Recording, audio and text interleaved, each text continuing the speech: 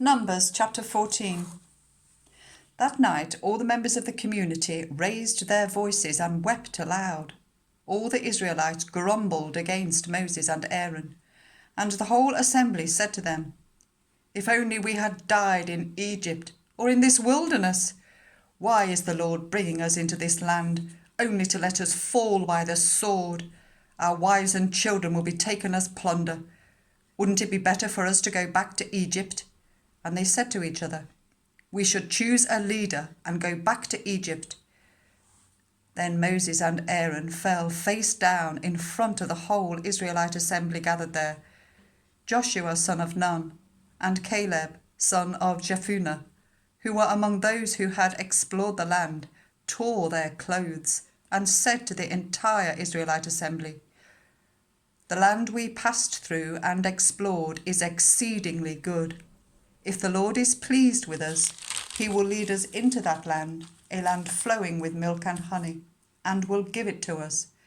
Only do not rebel against the Lord, and do not be afraid of the people of the land, because we will devour them. Their protection is gone, but the Lord is with us. Do not be afraid of them." But the whole assembly talked about stoning them.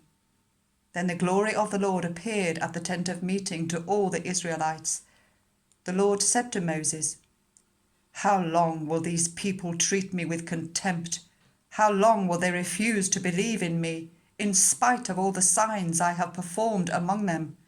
I will strike them down with a plague and destroy them, but I will make you into a nation greater and stronger than they."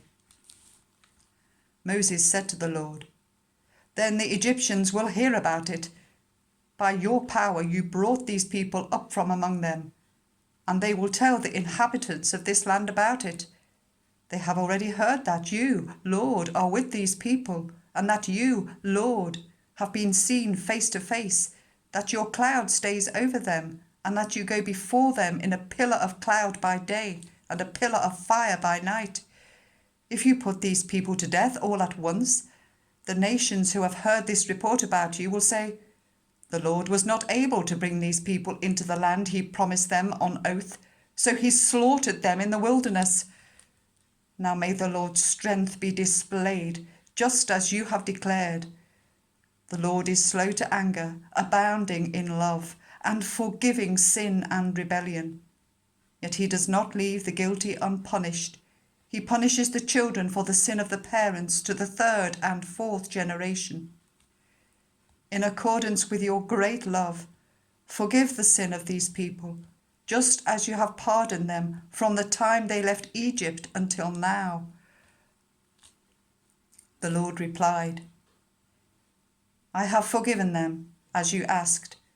Nevertheless, as surely as I live and as surely as the glory of the Lord fills the whole earth, not one of those who saw my glory and the signs I performed in Egypt and in the wilderness, but who disobeyed me and tested me 10 times, not one of them will ever see the land I promised on oath to their ancestors. No one who has treated me with contempt will ever see it. But because my servant Caleb has a different spirit and follows me wholeheartedly, I will bring him into the land he went to, and his descendants will inherit it.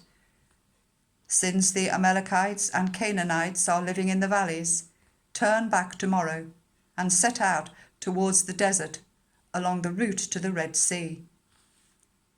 The Lord said to Moses and Aaron, "How long will this wicked community grumble against me? I have heard the complaints of these grumbling Israelites, so tell them, 'As surely as I live, declares the Lord, I will do to you the very thing I heard you say, in this wilderness your bodies will fall. Every one of you 20 years old or more, who was counted in the census and who has grumbled against me.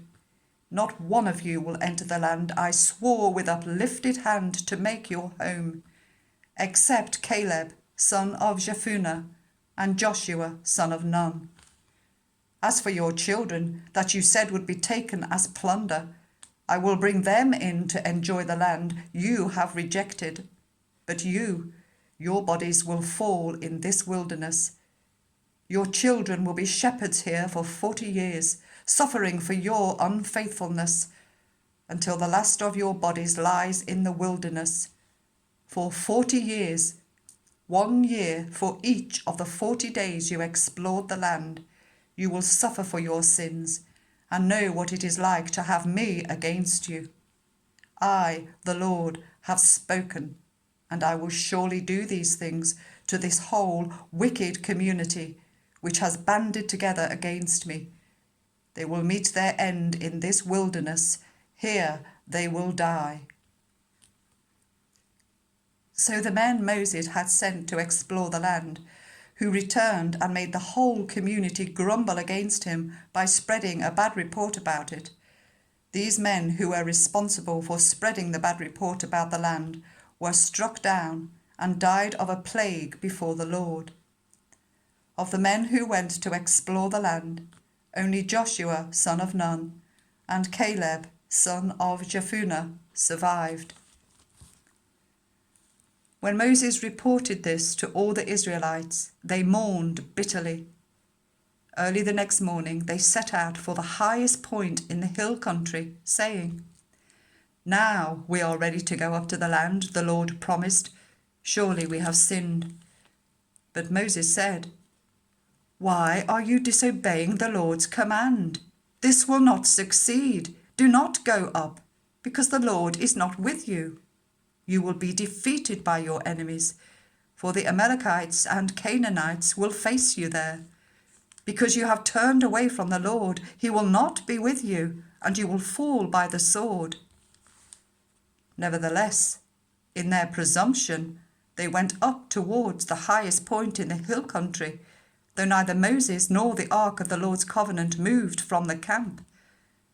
Then the Amalekites and Canaanites who lived in that hill country came down and attacked them and beat them down all the way to Hormah.